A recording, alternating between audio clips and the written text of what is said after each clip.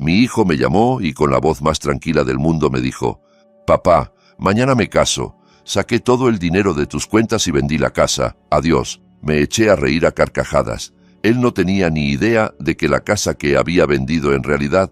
Bueno, ya llegaremos a eso. Ahora solo me alegra que estés aquí conmigo. Por favor, dale like a este video, escucha mi historia hasta el final y cuéntame en los comentarios desde qué ciudad me estás escuchando. Así sabré hasta dónde ha llegado mi historia. Había pasado 37 años construyendo mi vida con paciencia, ladrillo a ladrillo. Me llamo Ernesto Morales y a mis 62 años pensaba que ya había visto todo lo que la vida podía lanzarme encima. Vivía en una casa modesta de 2 habitaciones en un barrio tranquilo a las afueras de Houston, trabajaba a tiempo parcial en la biblioteca municipal y disfrutaba de mi rutina silenciosa. Mi hijo, Diego, tenía 34 años y siempre había sido ambicioso, quizá demasiado. Su madre, Rosa, murió cuando Diego tenía apenas 12 y yo lo crié solo, con 2 trabajos, renunciando a todo. Creí que ese sacrificio me garantizaba al menos su lealtad. La primera señal rara apareció 3 meses antes de que todo se desmoronara. Diego me llamó para pedirme los números de mis cuentas bancarias. «Papá, quiero ayudarte a configurar los pagos automáticos», me dijo con una voz suave como miel. «Ya estás mayor. No quiero que se te pase nada importante». Dudé. Algo en mi estómago se apretó, pero era mi hijo, mi único hijo. Recordé las noches sin dormir, las horas extra, los cumpleaños que celebré con un pastel barato porque el dinero no alcanzaba. Pensé, le debo confiar en algo después de todo lo que he hecho por él. Y se los di. La segunda señal llegó 6 semanas después. Diego vino a visitarme con su prometida, Brenda. Tenía 26 años y era de esas mujeres hermosas de una forma afilada, calculada, que te hace sentir incómodo sin saber por qué. Se sentaron en mi sala y los ojos de Brenda recorrieron todo. Los muebles, los cuadros, el reloj antiguo sobre la repisa. «Esta casa debe valer bastante ya, Ernesto», comentó sin llamarme papá ni señor Morales. «El mercado inmobiliario por aquí ha subido mucho». «Es mi hogar», respondí simplemente. «No me interesa vender». Diego se rió y le apretó la mano. «Claro que no, papá. Brenda solo está conversando». Pero algo en su mirada me revolvió el estómago. Luego llegaron los estados de cuenta. Cada domingo por la mañana revisaba mis cuentas en línea mientras tomaba café. Aquel domingo, a finales de octubre, el corazón se me detuvo. Mi cuenta de ahorros, la que tenía $127,000 acumulados en décadas de esfuerzo, el seguro de vida de mi esposa y años negándome vacaciones y ropa nueva, mostraba un saldo de $1,200. Mi cuenta corriente estaba casi vacía, con apenas 53. Las manos me temblaban cuando llamé al banco. La representante, una joven amable llamada Lucía, revisó mi historial. «Señor Morales, estas retiradas se hicieron desde su banca en línea. Las transferencias fueron a una cuenta a nombre de Diego Morales. ¿Es su hijo?». No pude responder. Colgué sin decir nada y me quedé en la cocina mirando la pared durante 3 horas. ¿Cómo pudo? ¿Por qué lo hizo? Le había dado todo, mi juventud, mis oportunidades, mis relaciones, y así era como me lo pagaba. A la mañana siguiente sonó mi teléfono. Diego. Estuve a punto de no contestar, pero algo en mí me obligó a hacerlo. «Hola, papá», sonaba alegre, casi eufórico. «Buenas noticias. Mañana me caso. Brenda y yo decidimos no esperar. Vamos a tener una ceremonia preciosa en el Club Campestre Río Claro». Sentí la garganta cerrarse. «Diego, mis cuentas». «Ah, eso». Se rió, de verdad se rió. «Sí, papá, saqué el dinero. Lo necesitaba para la boda y para nuestro nuevo comienzo. No te preocupes, te basta con tu pensión. Y otra cosa, vendí la casa. Tenía poder notarial por los documentos que firmaste el año pasado, ¿recuerdas? El cierre fue ayer. Tienes 30 días para mudarte». El mundo se inclinó. «¿Vendiste mi casa?» «Conseguí muy buen precio, $340,000. Con eso daremos la entrada del condo en la ciudad». Tengo que colgar, me llama el catering. Hablamos después de la luna de miel. Adiós, papá. La línea se cortó y me quedé sentado, con el teléfono en la mano, sintiendo el peso de la traición aplastándome el pecho. Poco a poco, algo diferente comenzó a levantarse dentro de mí.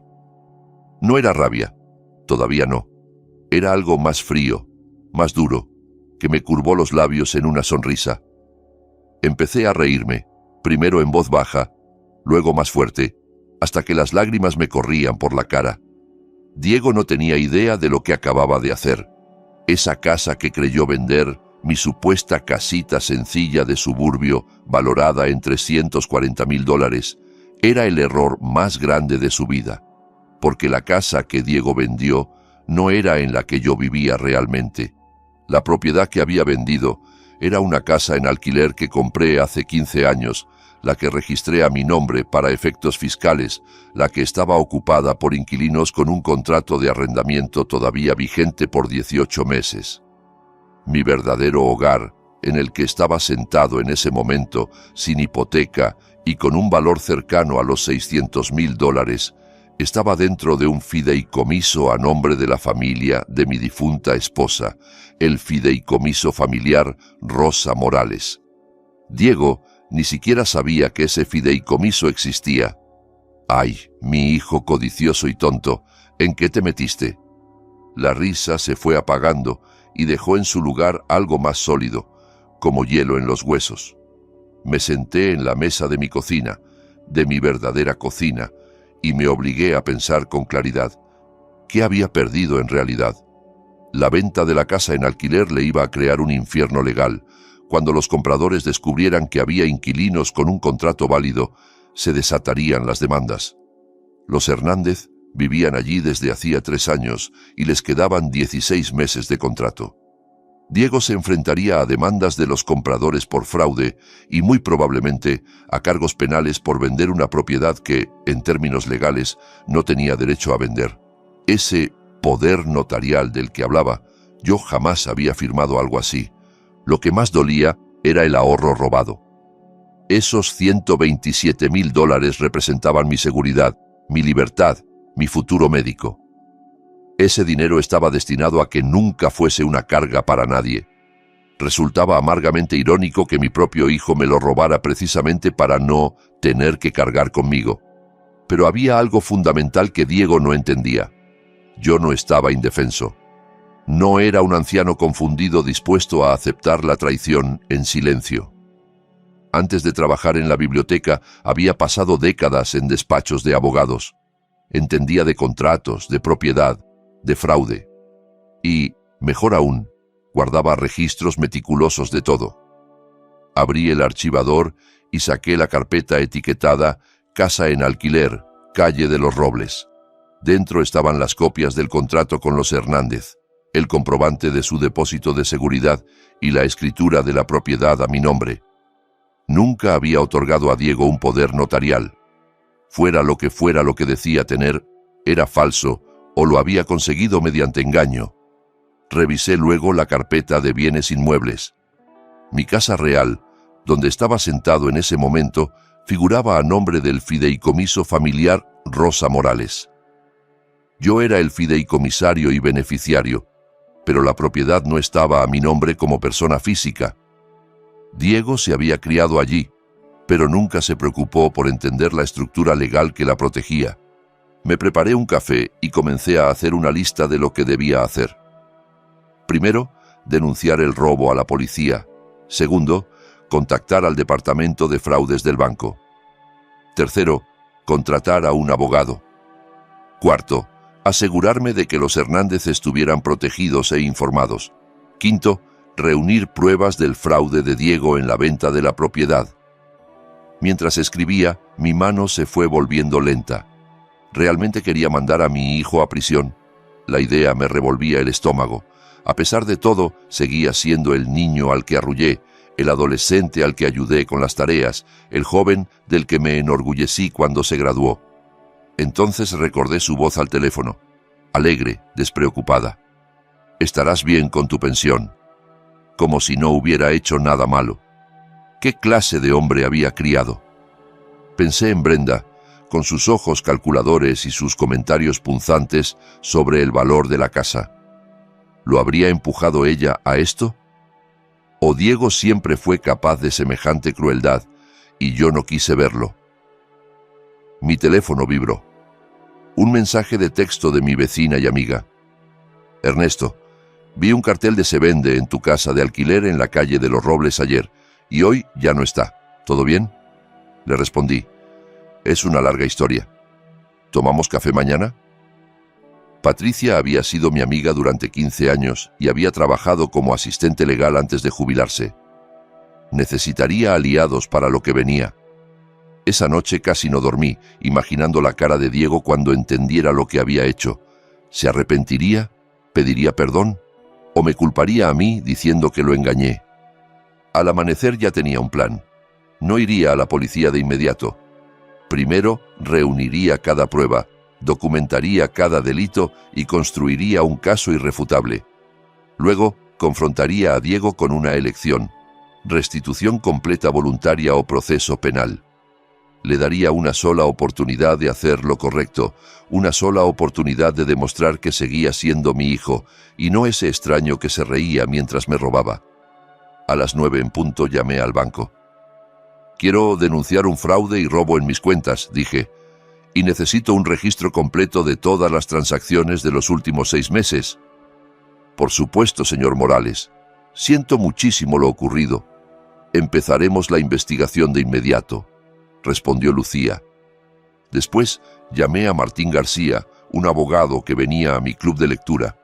Martín, necesito tu ayuda. Mi hijo se ha llevado mis ahorros y ha vendido una propiedad que es mía de manera fraudulenta.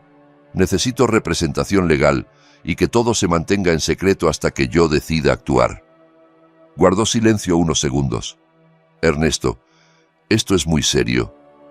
¿De cuánto dinero estamos hablando? $127.000 de mis ahorros y unos 340.000 de la venta fraudulenta. Dios, sí, te ayudaré. Ven a mi despacho esta tarde. Colgué y me miré en el espejo del pasillo. Mi pelo plateado estaba peinado con cuidado. Mis ojos seguían claros y firmes. Parecía el típico abuelito dulce de barrio, pero Diego había olvidado algo. Los abuelitos dulces también pueden ser guerreros cuando hace falta. Él quería casarse al día siguiente. Bien, que disfrute su boda, que crea que ha ganado. Yo esperaría, reuniría fuerzas y luego le enseñaría lo que pasa cuando traicionas al hombre que te dio la vida.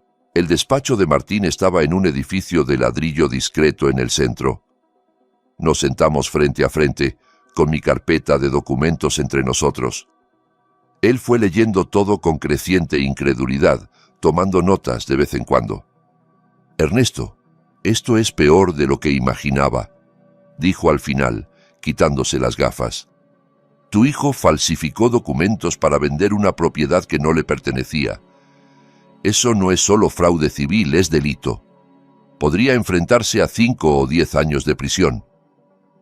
Lo sé, respondí en voz baja, pero necesito entender todas mis opciones antes de decidir cómo seguir. Muy bien, asintió. Primero, presentamos un reporte de fraude en tu banco para congelar cualquier transacción adicional. Luego, avisamos a la empresa de títulos que tramitó la venta. Tienen que saber que la operación fue fraudulenta. Después, denuncia en la policía. Puedes pedir que investiguen antes de presentar cargos formales, así controlamos un poco los tiempos. ¿Y los compradores de la casa?, pregunté. Lo más probable es que demanden a Diego por fraude cuando descubran lo de los inquilinos. También pueden demandar a la empresa de títulos por no detectar esto. De una forma u otra, Diego será responsable del precio completo de compra y de los daños. Martín me miró con seriedad. Tengo que preguntarlo. ¿Estás seguro de que quieres seguir adelante? Es tu hijo. Lo miré a los ojos. Me robó los ahorros de toda mi vida y trató de dejarme en la calle. ¿Qué clase de hijo hace eso? Pasamos 2 horas preparando documentos. Para cuando salí del despacho de Martín, ya habíamos presentado reclamaciones por fraude tanto en el banco como en la empresa de títulos. La denuncia en la policía se presentaría a la mañana siguiente. Al caminar hacia mi coche, sonó mi teléfono. Papá, ¿por qué el banco me llama por una investigación de fraude? ¿Qué está pasando? Diego estaba molesto. El banco marcó como sospechosas las transferencias de mis cuentas, contesté con voz serena. Es el procedimiento habitual cuando se mueven sumas grandes. Pero soy tu hijo. Diles que está todo bien. ¿Está todo bien, Diego? Te llevaste $127,000 sin mi permiso. Su tono cambió, volviéndose más duro. Tenía tu permiso. Me diste acceso a tus cuentas. Para ayudarte en una emergencia, no para que vaciaras todo lo que tengo. Eso no es ayuda, es robo. No es robo, es un préstamo. Brenda y yo te lo vamos a devolver cuando estemos establecidos. Y lo de la casa fue completamente legal. Tenía poder notarial. Diego, jamás firmé un poder notarial. Silencio. Sí que lo firmaste. ¿Te acuerdas cuando estuviste ingresado por la neumonía? Te llevé los papeles al hospital. Sentí un frío recorrerme la espalda. Había estado ingresado el año anterior, 4 días con neumonía grave. Apenas recuerdo esos días. Fiebre, medicamentos, agotamiento. Necesito ver esos papeles, dije. Papá, deja de ser difícil. Todo es legal. Llama al banco y diles que cancelen la investigación. Por favor, la boda es mañana. No quiero este estrés. Deberías haber pensado en eso antes de robar a tu padre. Colgué antes de escuchar su respuesta. Esa tarde, Patricia vino con vino y consuelo. Le conté todo y vi cómo su rostro pasaba del shock a la rabia. Ese desgraciado, dijo. Sabes que estoy contigo para lo que sea, como testigo, investigando lo que necesites. Gracias, respondí, sintiendo el peso de la verdadera amistad. De hecho, sí necesito algo. Quiero hablar con los Hernández. Tienen que saber lo que pasa. Llamamos juntos, contestó Tomás Hernández preocupado. Señor Ernesto, ¿todo bien? Le expliqué la situación con cuidado. Entonces, ¿su hijo vendió la casa donde vivimos sin decirle nada a usted ni a nosotros? Preguntó incrédulo. ¿Qué va a pasar con nuestro contrato? Su contrato sigue siendo válido, lo tranquilicé. Estoy trabajando con mi abogado para arreglar esto. Ustedes están protegidos, pero quería avisarles por si los compradores intentan presionarlos. Dios, gracias por avisarnos. Cuente con nosotros para lo que necesite. Declaraciones, testimonio, lo que haga falta. Después de colgar, Patricia sirvió más vino. Diego no tiene ni idea de lo que se le viene, comentó. No, cree que soy un viejito confundido al que puede manipular, respondí. A la mañana siguiente recibí un correo de la empresa de títulos. Me temblaban las manos mientras lo leía. Señor Morales, nuestra investigación ha revelado irregularidades graves en la venta de la propiedad situada en la calle de los Robles, 1247. El poder notarial presentado por Diego Morales parece contener su firma, pero el sello del notario pertenece a una notaria cuya licencia estaba vencida en esa fecha. Además, el documento está fechado durante su hospitalización y nuestros registros muestran que el notario se encontraba en otro estado ese día.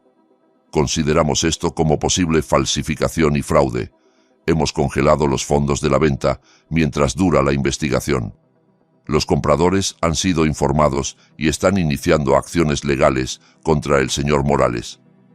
Reenvié el correo a Martín con una sola línea. Lo falsificó todo.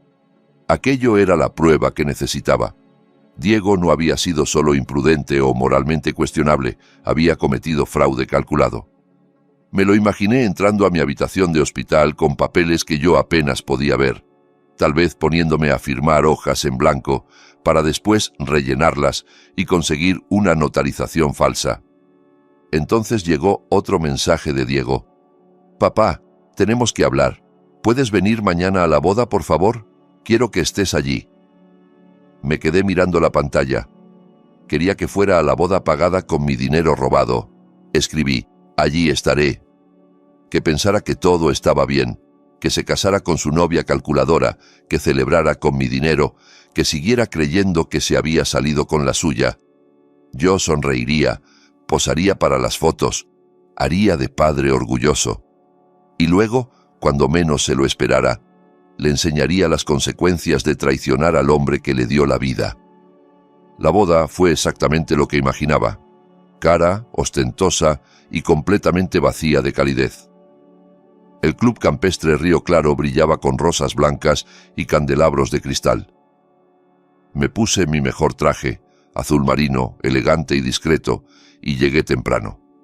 Brenda estaba deslumbrante con un vestido que seguro costaba unos $10,000. Mis $10,000. Diego, de smoking, sonreía como si no tuviera una sola preocupación. Al verme, corrió hacia mí. ¿De verdad viniste, papá? Me abrazó fuerte. Me alegra muchísimo que estés aquí. Sé que las cosas han estado raras, pero esto es un nuevo comienzo para todos. Lo miré fijamente. ¿Realmente creía eso? ¿Que robarme era solo raro?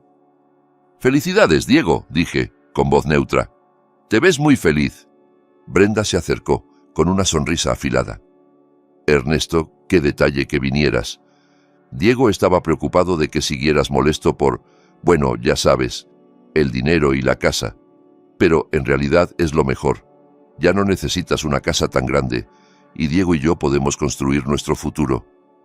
«¡Qué considerada!», respondí, con tono amable pero mirada fría. La ceremonia fue breve. Me senté en primera fila observando a mi hijo prometer amar y cuidar a una mujer que lo había ayudado a traicionar a su propio padre. Durante el banquete, conversé con educación, tomé champán que apenas sentí y sonreí en fotos que nunca querría volver a ver. Justo cuando cortaban el pastel, vibró mi teléfono. Era un mensaje de Martín. La policía abrió investigación. Cargos por fraude en preparación. Seguimos adelante. Miré a Diego, riendo con sus amigos, ajeno a todo. Todavía no, pensé. Que tenga esta última alegría, será la última en mucho tiempo. La confrontación llegó 3 días después. Diego y Brenda aparecieron en mi puerta sin avisar. Él estaba furioso. Brenda tenía el rostro tenso, frío. Diego empujó la puerta y entró sin esperar invitación. «¿Se puede saber qué demonios hiciste?», gritó. «La empresa de títulos congeló el dinero de la venta. Dicen que el poder notarial es falso. Están amenazando con denunciarme». Cerré la puerta con calma. «Quizá porque es falso», contesté. «Aprovechaste que estaba enfermo para hacerme firmar papeles que no entendía y luego falsificaste la notarización. Eso es delito, Diego. Y además me robaste los ahorros de toda la vida». Brenda dio un paso al frente. «Esto es ridículo. Diego solo estaba ayudándote. Estás viejo, Ernesto. Ya no puedes manejar tus finanzas ni tus propiedades. Le hicimos un favor a todos». «¿Un favor?», pregunté. «¿Vaciar mis cuentas y vender una casa que no podías vender? No es robo si estás demasiado senil para manejarlo», escupió. «Diego es tu hijo. Todo lo que tienes acabará siendo suyo de todos modos. Solo lo adelantamos un poco». «Ya veo», dije muy tranquilo. «Ese era el plan entonces. Encontrar a un hombre con un padre con dinero, manipularlo para que le robe y construir tu vida sobre eso». «No hables así de Brenda», protestó Diego. «Ella me ama». «Ama tu herencia, o lo que cree que es tu herencia», corregí. Brenda se inclinó hacia mí. «Vas a retirar estas acusaciones», dijo con una sonrisa helada, «o te vamos a hacer la vida imposible. Diremos que tienes demencia. Te vamos a declarar incapaz. Te meteremos en un asilo». Sentí el hielo correr por mis venas. ¿Eso es una amenaza? «Es una promesa», dijo Diego con voz baja y amenazante. «Estoy intentando ser amable. Solo llama al banco y a la empresa de títulos y diles que todo fue autorizado. Así todos seguimos con nuestra vida. Y si no, vamos a hundirte en juicios durante años. Nos sobran abogados. Vamos a gastar lo que te quede en honorarios y vamos a decirle a todo el mundo que estás confundido». Por un momento sentí miedo, no por sus amenazas, yo tenía las pruebas, sino por lo que mi hijo se había convertido. Ese hombre enfurecido y amenazante era un desconocido con su cara. Pero no había sobrevivido 37 años solo siendo débil. «Salgan de mi casa», dije, con una voz de acero que ni yo reconocí. Los dos. Ahora. Papá. Fuera. Tienen 5 segundos antes de que llame a la policía. 1. No conté el 2. Se fueron. Brenda lanzando insultos, Diego con el rostro deformado por la rabia. Al ver su coche alejarse, me dejé caer en el sofá, con las manos temblando. Ya no había máscaras. Sabía exactamente con quién estaba lidiando. A la mañana siguiente llamé a Martín. Presenta la denuncia formal. Quiero que los procesen con todo el peso de la ley. ¿Estás seguro? Completamente. Los días siguientes me dediqué a descansar. Leía, cuidaba mi jardín, almorzaba con Patricia. Necesitaba recuperar fuerzas, físicas y emocionales. La confrontación me había sacudido más de lo que admitía. Pero mientras regaba mis rosales, sintiendo el sol calentarme la cara, notaba también cómo crecía en mí algo nuevo. Una determinación fría, absoluta. Diego y Brenda habían hecho su elección. Ahora vivirían con las consecuencias. Una semana después de aquella pelea, Diego llamó de nuevo. Su voz sonaba diferente, más suave, casi infantil, como cuando era pequeño y quería algo. «Papá, ¿podemos hablar, por favor?» Pensé en colgar. En vez de eso dije, «Te escucho». He pensado mucho en todo, en lo que hice. Se le quebraba la voz. Estuve mal, papá. Lo sé. Dejé que Brenda me llenara la cabeza. El estrés de la boda, todo junto. Pero tú eres mi padre. Nunca debí... Hizo una pausa. Sonaba realmente afectado. O fingía muy bien. Lo siento muchísimo, papá. Podemos arreglarlo. Una parte de mí, la que recuerda haberlo llevado en brazos, enseñarle a andar en bicicleta, aplaudir en sus graduaciones, quería creerlo y perdonarlo al instante. Pero ya había aprendido la lección sobre la confianza ciega. ¿Qué propones exactamente, Diego? Te devolveré el dinero, todo. Brenda y yo pediremos un préstamo si hace falta. Y lo de la casa yo lo arreglo. Hablaré con los compradores. Me ocuparé de todo. Ahora hablaba rápido, urgido. Solo por favor detén la investigación. No puedo tener antecedentes penales, papá. Me arruinaría la carrera, la vida entera.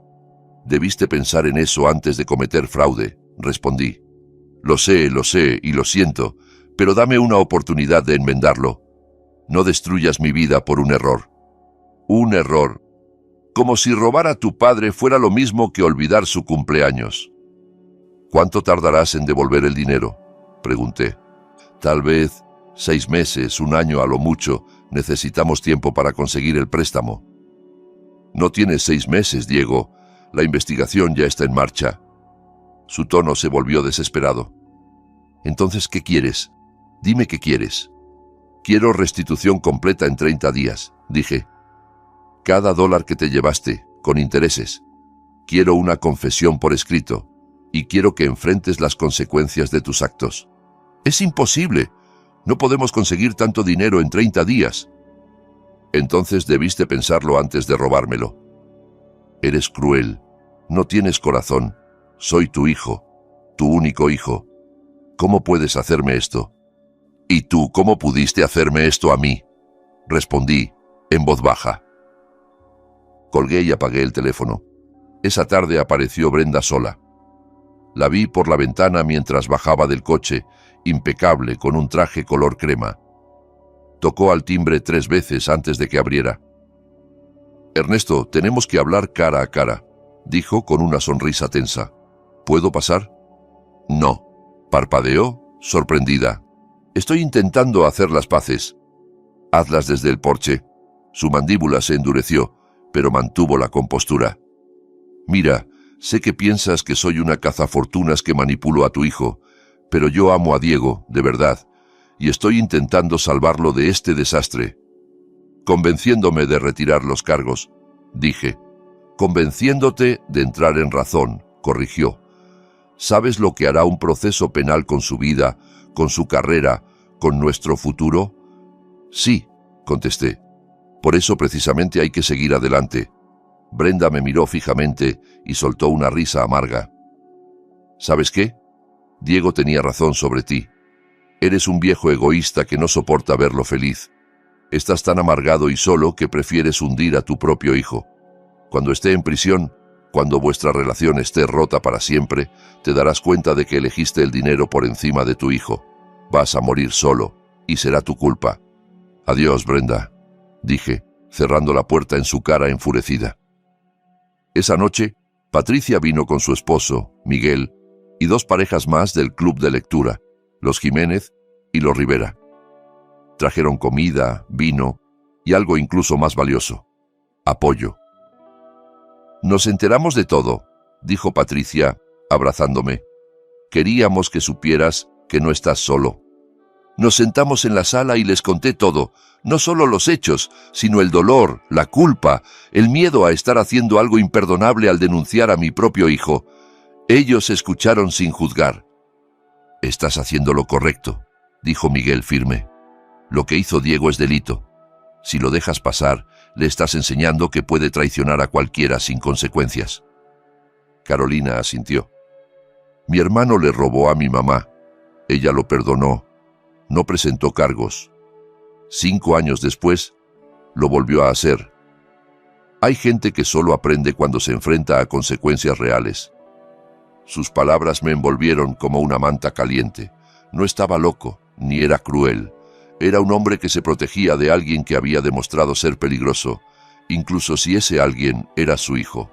Cuando se marcharon, Patricia me apretó la mano. Sé fuerte, Ernesto. Estás haciendo lo difícil, pero también lo correcto. Al día siguiente llamé a Martín. Nada de tratos ni acuerdos. Seguimos adelante con todo. Entendido, respondió. Y, por lo que vale, creo que eres increíblemente valiente. ¿Valiente o roto? No estaba seguro, pero sí sabía que no daría marcha atrás. Volvieron una vez más, esta vez un domingo por la mañana, cuando el vecindario estaba silencioso. Los vi por la ventana, Diego y Brenda caminando por el camino de entrada con pasos medidos. Diego traía flores, Brenda una caja de pastelería. Ofrendas de paz. Estuve a punto de no abrir, pero la curiosidad me pudo. ¿Qué nueva estrategia traían? Papá, dijo Diego con voz suave y ojos enrojecidos como si hubiera llorado. Solo te pedimos 5 minutos. En contra de mi mejor juicio, los dejé entrar. Nos sentamos en la sala. Ellos en el sofá, yo en mi sillón, manteniendo distancia. Diego dejó las flores sobre la mesa de centro. Margaritas, mis favoritas. Claro que se acordaba. Papá, nos equivocamos, empezó. En todo. En cómo te hablamos. En lo que hicimos. Es imperdonable. Se inclinó hacia adelante con expresión sincera. Estas últimas semanas no duermo. Pienso en lo que hice, en cómo te herí. Tú eres mi padre. Me criaste solo. Me lo diste todo. Y yo te pagué con traición. Era exactamente lo que siempre había querido oír. Porque entonces se sentía como una actuación. Brenda habló, con voz apagada. Ernesto, también te debo una disculpa. Fui horrible contigo. Dije cosas crueles. La verdad es que estaba asustada.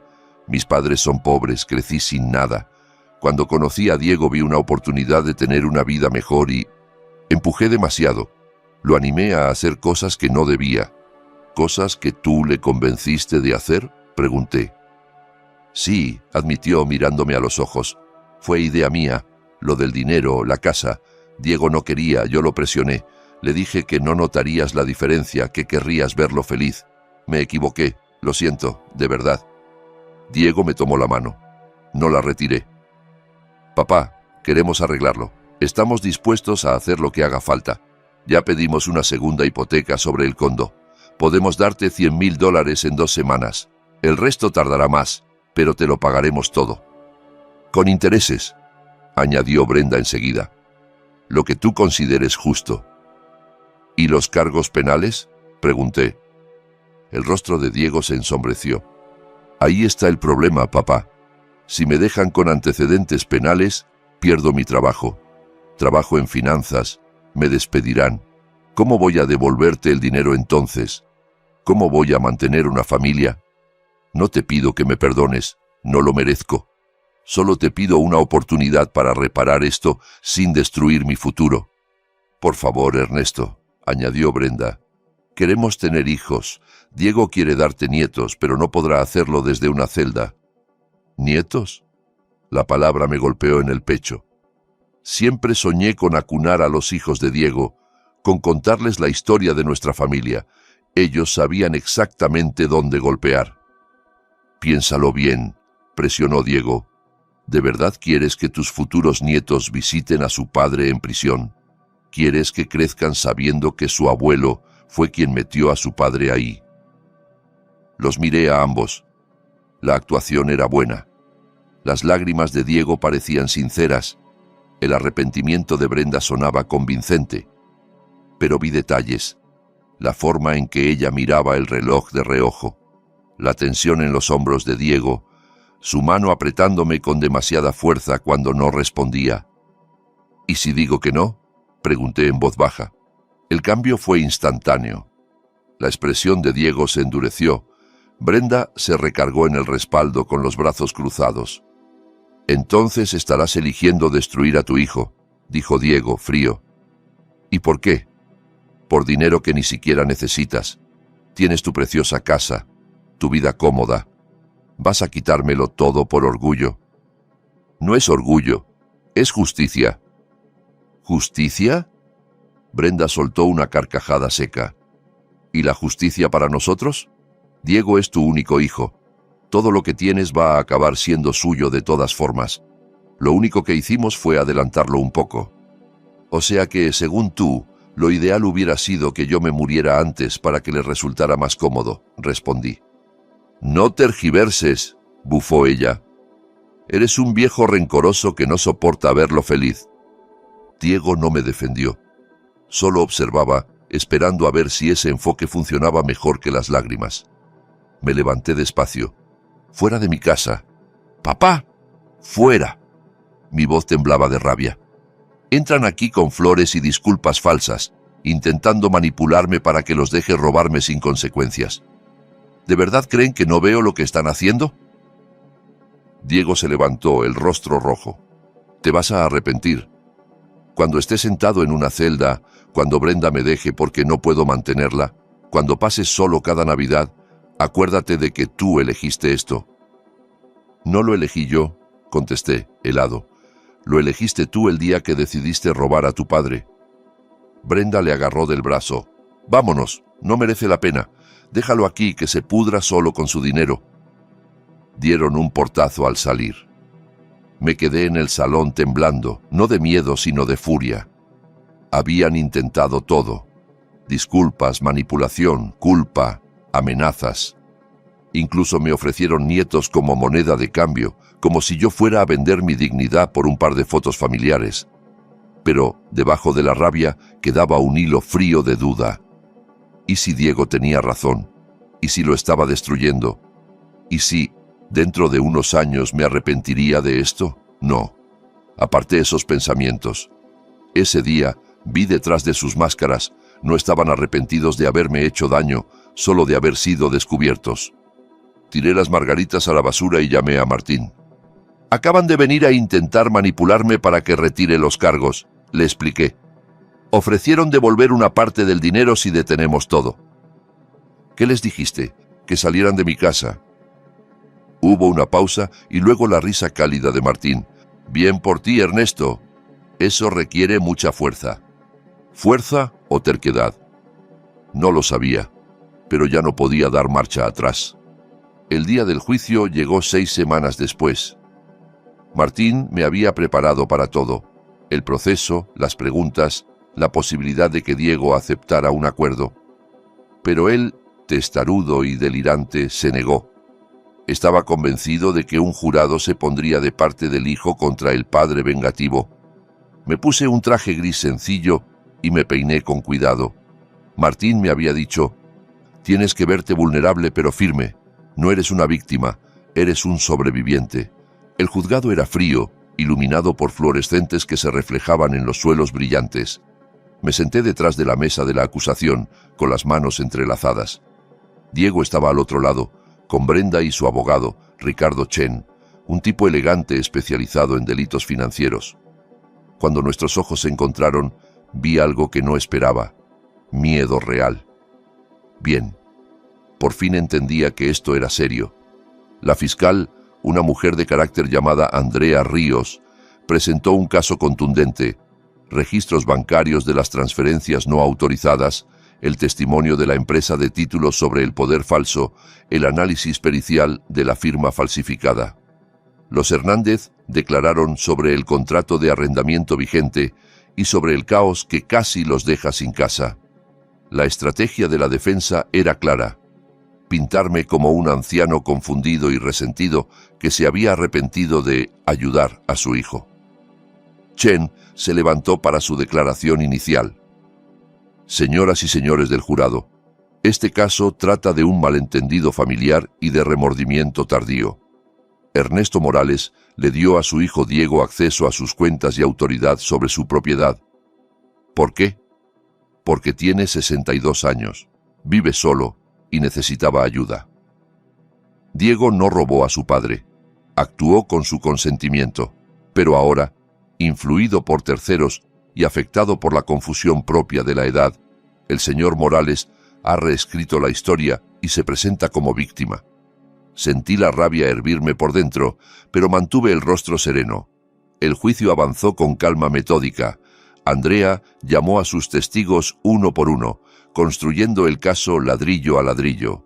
Una empleada del banco testificó que la llamé en cuanto descubrí la falta de dinero, llorando y confundido. El representante de la empresa de títulos explicó las irregularidades del documento. Un perito caligráfico mostró cómo mi firma en el supuesto poder notarial no coincidía con mi firma habitual.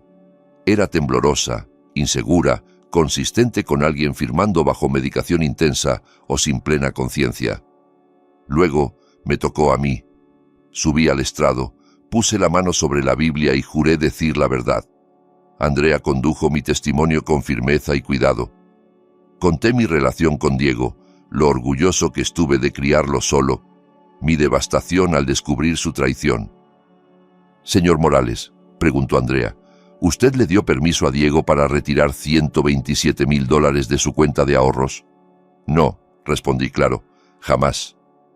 ¿Le autorizó a vender su casa en alquiler? No. Esa casa genera ingresos que complementan mi jubilación. Nunca habría autorizado su venta. ¿Firmó usted un poder notarial otorgando a Diego control sobre sus finanzas? No de manera consciente. Estaba hospitalizado con neumonía grave. Tenía fiebre altísima. Diego llevó unos papeles y me dijo que eran formularios del seguro. Apenas recuerdo esos días. Chen me interrogó con agresividad, intentando pintarme como rencoroso y confundido. Pero yo iba preparado. ¿Es cierto, señor Morales, que usted desaprueba la relación de Diego con Brenda?, preguntó. No, lo que desapruebo es que me robara la vida entera. Han tenido discusiones por su relación, ¿cierto? Como cualquier familia. Pero este juicio no trata de a quién ama mi hijo, sino de delitos financieros. Usted vive solo, ¿verdad? Sin familia cercana aparte de Diego. Vivo solo, sí. Eso no me convierte en un mentiroso ni en un hombre vengativo. Chen probó varios ángulos, pero nada pegó. Yo tenía la verdad de mi lado. Después le tocó el turno a Diego. Chen lo guió en su versión de los hechos, lo preocupado que estaba por mí, cómo le habría pedido que manejara mis finanzas, lo feliz que, según él, yo estaba de ayudar con la boda. Su actuación era pulida y convincente. Entonces Andrea se levantó para el contrainterrogatorio y todo empezó a resquebrajarse. Señor Morales, usted dijo que su padre le pidió ayuda para gestionar su dinero. ¿Cuándo exactamente hizo esa petición? Fue algo que fuimos hablando durante varios meses, balbuceó. ¿Puede aportar algún mensaje, correo o nota donde conste esa petición? Era algo verbal. Ya veo, sobre el poder notarial, dijo que su padre lo firmó voluntariamente en el hospital.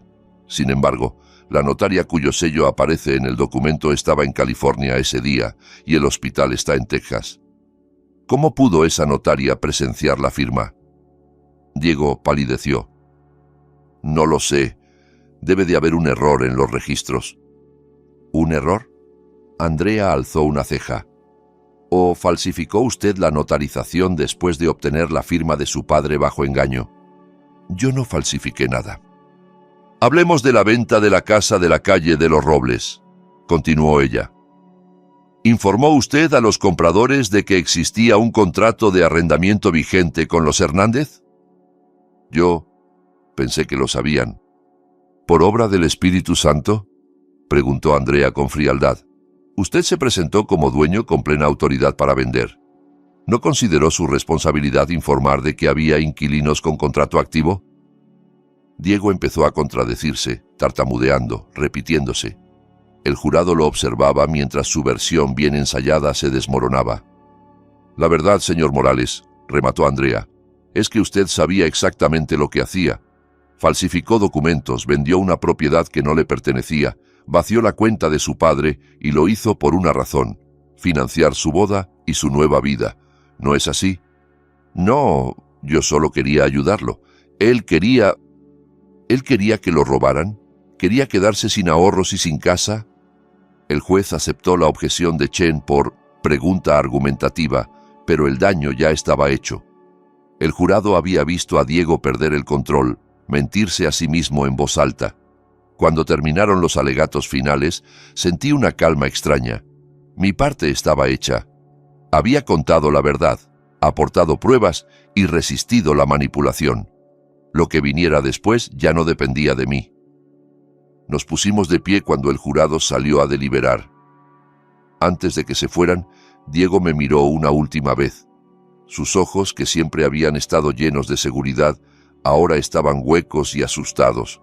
Le devolví la mirada sin apartarla. Ese era el hijo que crié, y ese era el juicio que él mismo se había ganado. El jurado tardó 3 horas.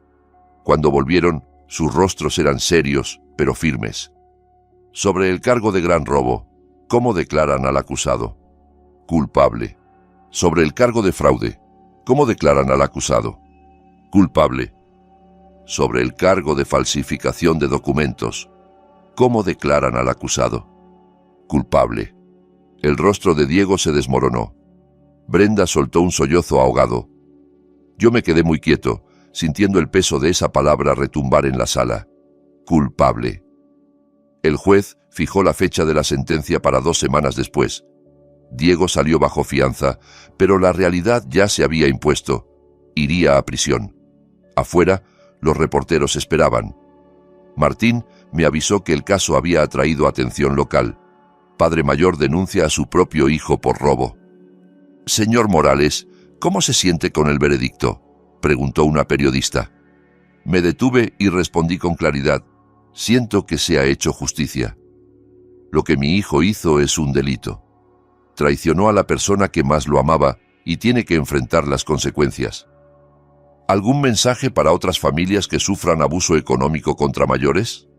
Sí, no están obligados a proteger a quienes les hacen daño aunque sean familia, sobre todo si son familia. Amar sin límites ni consecuencias no es amor, es permitir el abuso. La audiencia de sentencia fue aún más dura. La jueza, Gabriela Méndez, escuchó las declaraciones de impacto de ambas partes. Los Hernández hablaron del miedo a perder su hogar. Los compradores de la casa relataron el desastre económico que casi los hunde. Yo hablé de la traición, de la humillación, de la herida de ver a un hijo convertirse en ladrón. Luego, el abogado de Diego pidió clemencia. Diego, llorando, se dirigió a la jueza. Señoría, sé que no puedo deshacer lo que hice. Traicioné a mi padre, el hombre que sacrificó todo por mí. Dejé que la codicia y la mala cabeza destrozaran nuestra relación. Entiendo que tengo que ser castigado. Solo pido misericordia, una oportunidad de rehacer mi vida y algún día compensar lo que hice. La jueza lo miró largo rato. Señor Morales, usted no cometió un simple error, dijo al fin. Tomó una serie de decisiones calculadas, falsificó documentos, se aprovechó de la enfermedad de su padre, cometió fraude contra varias personas. No son delitos impulsivos ni por desesperación, sino por sentimiento de derecho y codicia. Hizo una pausa. No mostró arrepentimiento hasta que fue descubierto. Amenazó a su padre cuando él buscó justicia. No merece indulgencia. Lo sentenció a 7 años de prisión, con posibilidad de libertad condicional a los 4. Además, debía pagar restitución completa a mí y a los compradores, más costas y sanciones. La suma superaba los $200.000. Diego se desplomó en la silla, llorando. Brenda se quedó rígida, con el rostro desencajado. Cuando el alguacil se lo llevó esposado, me miró una vez más. Yo mantuve la mirada, en silencio. Ya no quedaba nada por decir. Días después, Martín y yo nos reunimos para revisar la orden de restitución. El tribunal ha congelado los bienes de Diego y Brenda, me explicó. El condominio que compraron se venderá. Sus cuentas serán embargadas. Van a estar pagándote durante años, quizá décadas. ¿Y Brenda?, pregunté. No fue acusada penalmente porque Diego firmó y ejecutó todo, pero como su esposa, es responsable civil en la restitución. Le pueden embargar el sueldo, las cuentas, cualquier bien a su nombre. Pensé en la mujer que me había llamado viejo egoísta, que habló de nietos como si fueran fichas de negociación. Parece que la justicia también tenía planes para ella. Con el tiempo, las consecuencias empezaron a encadenarse. Diego perdió su trabajo en finanzas. Ninguna empresa quería a un condenado por fraude. Brenda borró sus redes sociales llenas de fotos de boda y frases motivacionales. Amigos y conocidos se alejaron. El condominio se vendió a pérdida en una ejecución hipotecaria. Recibí el primer pago de restitución, $15.000 procedentes de esa venta. Tardaría años en recuperar todo, pero el sistema funcionaba. Los Hernández me enviaron una tarjeta. Gracias por tener el valor de defender lo que es justo. Nos salvó el hogar y les enseñó a nuestros hijos una lección sobre la justicia. Patricia organizó una cena para celebrar el final del proceso. Nuestro grupo de lectura brindó por mi fuerza, mi resiliencia, mi decisión de no dejarme pisotear. «Hiciste algo extraordinario, Ernesto», dijo Miguel. «La mayoría habría cedido, pero tú te mantuviste firme». «No tenía opción», contesté. Él no me dejó otra. Aún así, mientras chocábamos las copas, sentía un hueco en el pecho. Había ganado en el tribunal, pero había perdido a mi hijo. Aquel niño al que una vez le puse una mochila nueva para el colegio ya no existía. Lo había reemplazado un hombre que valoraba más el dinero que a su propio padre. Sin embargo, me quedaba algo que no estaba dispuesto a perder. Mi respeto por mí mismo, mi casa, mi futuro. 6 meses después de la sentencia, mi vida floreció de un modo que jamás imaginé. Empecé un pequeño proyecto de asesoría para ayudar a personas mayores a protegerse del abuso financiero. Patricia se unió y empezamos a dar talleres en centros comunitarios y parroquias. Cada persona a la que ayudábamos le daba sentido a mi dolor. Mi herida tenía propósito. Viajé a Irlanda y a Canadá. Visité viejos amigos y, en mi cumpleaños número 63, Patricia me organizó una fiesta sorpresa. Al mirar las caras sonrientes a mi alrededor, entendí que Diego se equivocaba. No estaba solo. Tenía comunidad, propósito y una felicidad real. Mientras tanto, el mundo de Diego se derrumbó. La prisión fue dura. Lo agredieron un par de veces, desarrolló depresión y ataques de ansiedad. Brenda se divorció de él a los 8 meses, presentándose como otra víctima. Volvió a casa de sus padres y trabajó en 2 empleos de tienda para poder pagar su parte de la restitución. Sus redes sociales desaparecieron. Nadie quería estar cerca de la mujer que le robó a un anciano. La carrera de Diego en finanzas quedó destruida. Perdió sus certificaciones y su antigua empresa lo demandó. Cuando pidió libertad condicional, se la negaron. Sin trabajo, sin cartas de apoyo, sin pruebas de verdadera rehabilitación, cumpliría los 7 años completos. Yo había elegido cuidarme a mí mismo y, paradójicamente, esa decisión me condujo al periodo más rico de mi vida. Mirando atrás, entiendo lo que pasó. Lo amé tanto, tan sin condiciones, que me olvidé de enseñarle a amarme de vuelta. Di sin límites, sacrifiqué sin medida, y al hacerlo, crié a alguien que creía tener derecho a tomar lo que quisiera. La mayor lección que aprendí es que el amor sin respeto no vale nada, y que una familia sin integridad es solo un apellido compartido. Mi hijo está en prisión porque cometió delitos, no porque yo sea vengativo. Él escogió la codicia por encima del amor. Yo no destruí su vida, él mismo lo hizo. Lo único que hice fue negarme a acompañarlo en esa destrucción. Y ahora quiero preguntarte algo a ti que me escuchas. ¿Qué harías si tu hijo te traicionara de esta forma? ¿Tendrías la fuerza para elegir la justicia por encima de la culpa? Gracias por escuchar mi historia hasta el final. Dale like a este video, compártelo con alguien que necesite oírlo y cuéntame en los comentarios desde qué ciudad me estás viendo. Tal vez tu mensaje ayude a otra persona a poner límites y a recordar que protegerte no es egoísmo, es supervivencia.